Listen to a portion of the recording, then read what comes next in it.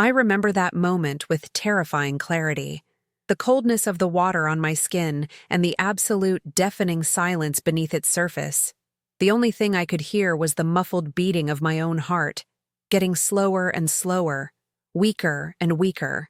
I watched as the last bubbles of air escaped from my mouth and floated upward. These were my final seconds, my last breath. I died in the bathtub of a luxury hotel, thousands of miles from home. And the worst part of it all? It was done by the man I loved more than life itself. A man who just hours earlier had whispered in my ear that I was his whole world. Those same hands that once embraced me pushed my head under the water and held it there until everything went silent. But what I'm about to tell you isn't a story about how I died. It's a story about what happened next, about what I saw on the other side, and about the message I was told to bring back. Before all of this happened, before I met Mark, my life was put together. Yes, that's probably the best word for it. I worked as a project manager at a corporation in downtown Warsaw. I had my own small, bright apartment with a view of the tenement rooftops, regularly went to yoga, and every Friday met up with friends for wine. On Instagram, my life looked like it came straight from a catalog. Perfect travel shots, smiles, latte art. You know what I'm talking about. But when I washed off my makeup at night and looked at my reflection in the mirror, I saw someone else. I saw emptiness in those eyes. I felt like an actress who perfectly played her role, but after leaving the stage didn't know who she was. That silence in the apartment when I turned off the TV was deafening. I felt like something was passing me by, that real life was happening somewhere else, and I was just a spectator. And then he appeared. Mark. I met him at a friend's party. He was like a breath of fresh air in my stuffy, planned world.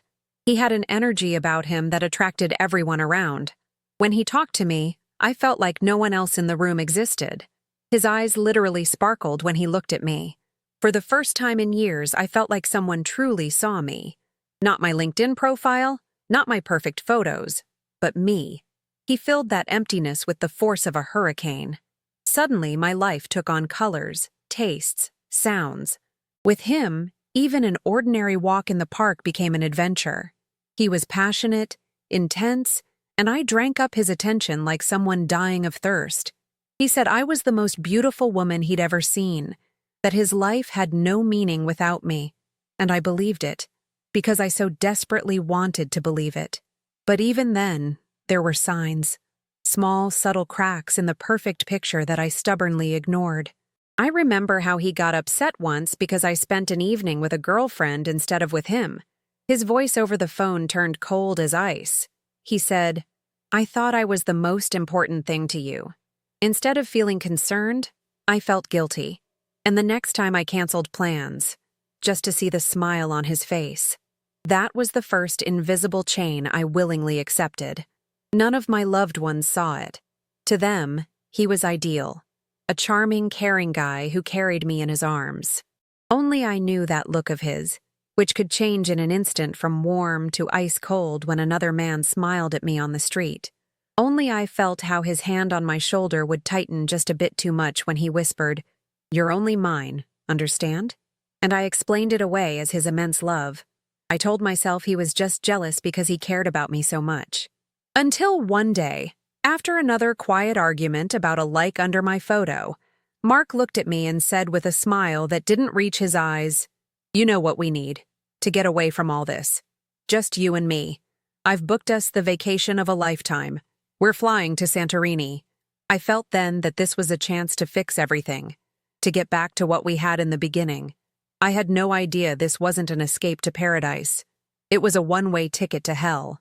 And what happened on that paradise island forever changed the definition of love and fear. But before I get to that, I need to tell you about that last evening when I still believed in our fairy tale. What would you have done in my place? Would you have noticed those warning signs? Or like me, would you have called them proof of love? Let me know in the comments. And if you don't want to miss what happened next, subscribe to the channel and turn on notifications. In the next video, I'll tell you stories that are more common than you think. Santorini looked like something out of a postcard. I remember that blinding blue of the sky and sea, the whitewashed houses clinging to the cliff. Our hotel room was a dream come true. It had a small private pool overlooking the sunset. Mark carried me across the threshold, laughing. "Our little paradise, darling," he whispered in my ear. And for one brief delusional moment, I truly believed this could be our new beginning. But paradise quickly began to show its cracks. Already on the first evening at an elegant candlelit restaurant, the waiter, serving us wine, smiled at me and said in English, "You have beautiful eyes." An innocent compliment, right? But out of the corner of my eye, I saw Mark's fingers tighten on his glass so hard his knuckles turned white. His smile disappeared. As soon as the waiter left, he leaned toward me, his voice quiet and sharp as a shard of glass. "You like the way he looks at you? You enjoy that kind of attention, don't you?" I tried to turn it into a joke, but the coldness in his gaze made the food stick in my throat. The next day was worse. I felt like I was being watched every step of the way. When I wanted to move my lounge chair at the pool a bit further to be in the sun, he immediately asked, "Why? Do you want that guy to have a better view of you?" When my phone rang, it was my mom. He snatched it from my hand to check who was calling.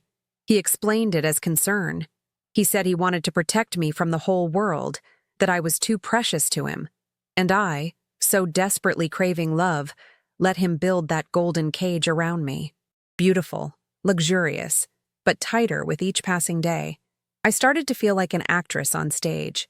In the photos I sent to my friends, I smiled widely, with Mark embracing me against the backdrop of the perfect landscape. They'd reply, "We're so jealous. You two look so happy." No one knew that 5 minutes before that photo was taken, I was crying in the bathroom because Mark had given me grief about my swimsuit being too revealing. No one saw how his smile for the camera was plastered on, while his eyes remained cold. And then came that last evening. The atmosphere was thick with unspoken accusations. We got ready for dinner in silence. I stood in front of the mirror, applying red lipstick, trying to add some color, some life. Then my phone, lying on the bed, made a soft notification sound. In that tomb-like silence, it sounded like a gunshot. Before I could turn around, Mark was already standing over it. His movement was so quick, predatory. I watched his reflection in the mirror. I saw his face change second by second. The calm he was trying to maintain shattered like thin glass, revealing pure, uncontrolled fury underneath. He turned slowly, holding the phone in his hand like a weapon. "Who's Adam?" he asked. His voice was unnaturally controlled, which was far more terrifying than screaming. It was a colleague from work. I saw the message on the screen. "Hey, how's paradise? The whole office is jealous." Nothing more. But for him, it was proof. Proof of everything brewing in his head. "So that's why you've been acting so weird. You have someone else," he hissed, approaching me step by step. Instinctively, I backed up until my back hit the cold wall. I felt like a hunted animal. He grabbed the red lipstick from my hand and threw it at the mirror with all his strength. Shards scattered, and on my reflection appeared a red streak, running down like a trickle of blood. "You'll never make a fool of me again," he said, and his eyes were black, empty. That was the moment I understood this wasn't just another argument. This was something else, something final. But even then, in my greatest fear, I couldn't imagine what would happen in a few minutes. Have you ever felt that love, which was supposed to be your refuge, suddenly became your greatest threat? Let me know in the comments what you would have done in such a situation. Subscribe to the channel and turn on notifications, because you need to hear what happened next. Soon I'll share with you other stories that prove that sometimes the greatest danger wears the mask of love. I didn't even have time to scream. His hand clamped onto my shoulder like a vice. The force with which he pulled me was something I'd never felt before. It knocked the breath out of me. I shuffled my feet across the cold marble tiles, and the sound of running water in the bathroom, which just moments ago had been background noise, suddenly became deafening. He shoved me inside. Steam rose in the air, and the tub was already almost full. I hit the wall with my back. I looked into his eyes, searching for anything. A shadow of the man I'd fallen in love with. But there was nothing there. No love, no memory, no hesitation. Only a black, empty abyss that wanted to swallow me whole. And then his hands, the same ones that had stroked my hair that very morning, grabbed me by the neck. There was no rush in it, only cold, terrifying determination. Before my brain could process what was happening, my face was underwater. Shock, icy cold, and then burning pain as water flooded into my nose and mouth.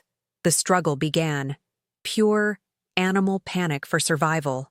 I clawed at his arms, trying to find any weak point, digging my nails into his skin. My legs kicked helplessly, hitting the slippery enamel of the tub. I heard the muffled sound of our struggle, as if coming from another world, but he was like a rock. His grip didn't weaken even for a second. And then, under the water, time began to flow differently. Everything slowed down. My movements became weaker and weaker, more and more desperate. I saw his face, distorted by the rippling surface of the water, and one last crystal-clear thought flashed through my mind. It wasn't fear of death.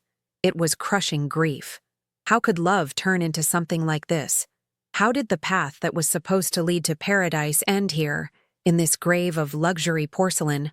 I thought of my mom, of my friends, of all the things I would never do, the words I would never say. My lungs were on fire. I felt like they were about to explode. This was that moment when instinct is stronger than will. My body surrendered. I took one last involuntary breath, but instead of life-saving air, my lungs filled with water, sharp, tearing pain, and then nothing. I felt some invisible thread that had kept me tied to my body simply snap. My struggle ceased. The hands that just a second ago had been clawing him until he bled dropped limply to the bottom of the tub. I watched as the last bubbles of air, the last trace of my life, escaped from my mouth and floated upward, toward the light I would never see again. And then, darkness came, and absolute, perfect silence.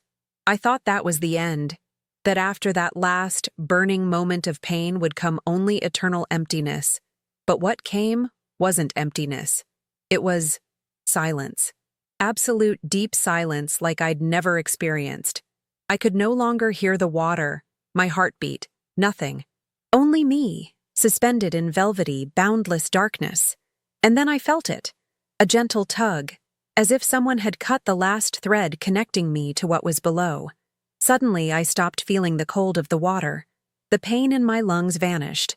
The weight of my body, the memory of his hands on my skin, disappeared. I felt light, incredibly light, as if I'd been wearing armor my whole life that I didn't even know existed, and only now had someone removed it. This wasn't frightening darkness. It was peaceful. I felt safe in it, like a child in its mother's womb. I drifted, not knowing where I was, but for the first time in so long I felt no fear. And then, in the distance, I saw a point, a tiny spark. At first it was the size of a pinhead, but slowly, gently, it began to grow. It wasn't harsh light that hurts your eyes. It was warm, golden light, like the glow of a candle in a dark room. It drew me in. I floated toward it, or rather it floated toward me, surrounding me from all sides. I felt like I was submerging into warm honey. When the light finally enveloped me, I was overcome by a peace for which there are no words in human language. It was the feeling of coming home after a very, very long, exhausting journey. Every fear, every bad memory, every scar on my soul simply dissolved. All that remained was pure, undisturbed bliss, and I knew then that I wasn't alone. At the very heart of that light, I felt a presence. Enormous, powerful, yet incredibly gentle. It had no shape, no face. It was like music you can't hear but feel in every cell of your being. It was pure, unconditional love, and I knew, without a shadow of doubt, that this presence knew me better than I knew myself. It knew every thought, every tear, every dream. And then, in that perfect silence, it spoke. I didn't hear any words. It was as if someone poured understanding straight into my soul. It wasn't information. It was truth. And that truth would forever change everything I thought about life, death, and love. But what it conveyed to me was only the beginning. The biggest shock was yet to come. In that luminous space, there were no walls, floor, or ceiling. There was no up or down. There was only me, or rather, the essence of me, floating in an ocean of pure golden energy. That light didn't hurt. It healed. It penetrated me completely, filling every particle of my being with a feeling for which there are no human words. It was a combination of boundless love, absolute understanding, and peace so deep that I forgot what fear was. Then I saw my life, but not like a movie playing on a screen. This was something much deeper. I felt every moment anew, but from the perspective of that all-encompassing love. I saw myself as a little girl, full of dreams and laughter. I felt the pain of every hurt, every moment of loneliness, but this time without judgment. I saw the moment I met Mark, and I understood. I saw that emptiness in myself that he so skillfully filled with his dark, possessive attention. I saw how, step by step, I gave him pieces of myself, mistaking his control for care and his jealousy for love. I felt no anger or resentment, only immense compassion for that woman I'd been, so desperate to be loved that she'd forgotten how to love herself. At the center of it all was that presence, a voice that didn't use words, but whose message was crystal clear, written directly into my soul. Your story isn't over yet, my child. That thought, that feeling, resonated within me with the power of 1,000 suns. The suffering you endured was not love. Love liberates. It doesn't imprison. I felt that truth wash away all the dirt, all the lies I'd believed. Every, I'm doing this because I love you, that was really chains. Every, you're only mine, that was really a sentence. The voice continued, and I felt myself growing stronger with each of its words. Happiness has infinitely many forms, and none of them require you to dim your light to fit into someone else's darkness. In one moment, I understood the millions of wasted moments when I'd made myself smaller so he could feel bigger. The millions of times I'd given up my passions, my friends, myself, just to maintain his fragile peace. This wasn't judgment. This was revelation, the greatest lesson of my existence. And then came the last, most important part of the message. I felt a gentle but firm push, as if the hand of the universe was directing me back. Return, it resonated within me. Return and tell them. Tell them they don't have to endure this. Tell them their happiness is sacred. Your testimony will be the key that frees others. I understood. My pain, my death, none of it was in vain. It was meant to become something more. It was meant to become light for others who were still wandering in the darkness I knew so well. This mission gave me a purpose more powerful than the fear of returning. In that golden, boundless space there were no limits, but I felt one, the boundary between that world and the other, and I knew I had to cross it, with new strength, a new purpose, and a message worth dying for, and worth living for anew. I wanted to stay. Oh God, how badly I wanted to stay there. In that golden, warm ocean of peace, where there was no pain, fear, or broken promises. Staying there forever seemed like the greatest reward. Why would I go back to a world that broke me? To a body that had been violated? To the memory of hands that killed me? But the message I'd received wasn't a request. It was a command. And for the first time in my life, that first one and this second one, I felt a purpose so powerful it overshadowed everything else. I understood that my worth wasn't in being loved, but in loving. And the greatest act of love I could offer was to return. Return for all those who still whispered in silence, believing the pain they experienced was love. I had to become their voice. So I made the decision. In that luminous silence, my soul cried out, yes. And then everything changed. The gentle, warm light disappeared. The feeling of boundless love was replaced by a violent, relentless pull downward. It was like being sucked back through a tight, ice-cold tunnel at incredible speed. Every cell of my being screamed in protest. The weight was returning. The cold was returning. The pain was returning. The impact was brutal. I felt the cold, slippery surface of the tub on my back, and suddenly, awareness of water. Water was everywhere. In my lungs, in my stomach, in my ears. I felt it burning, suffocating. My body, acting on pure instinct, shot up from the bottom with a force I never would have suspected I had. My head burst above the surface of the water.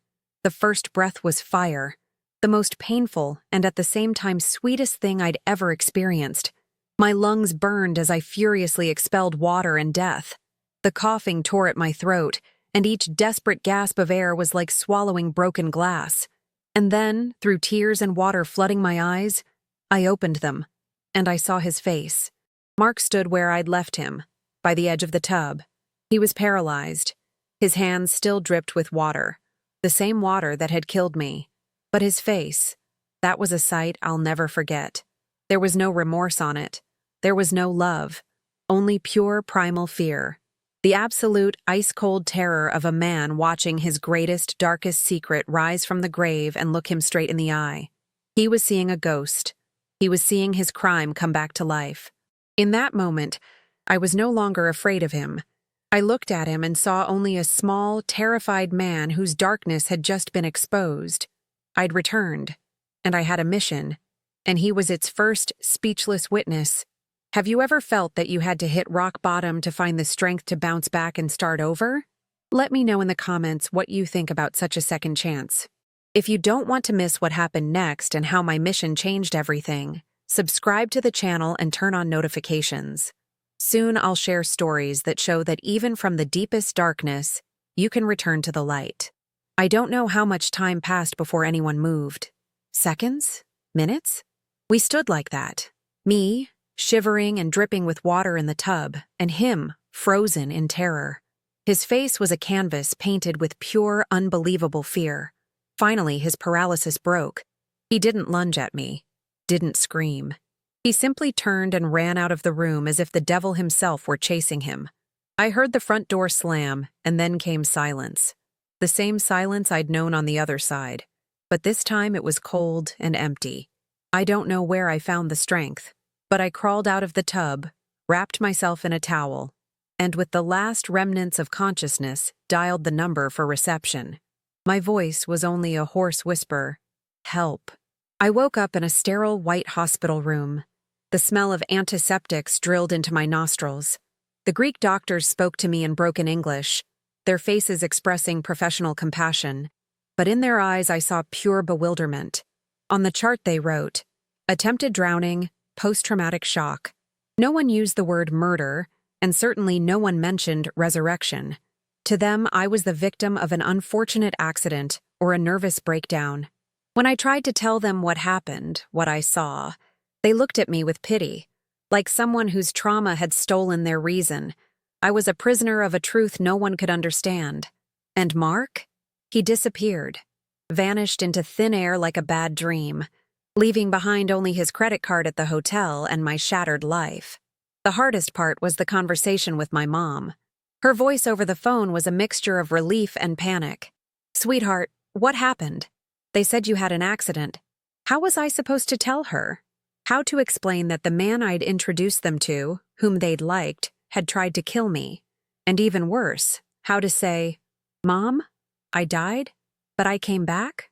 So I only told part of the truth, the part the world could accept, that Mark had attacked me, that it was over.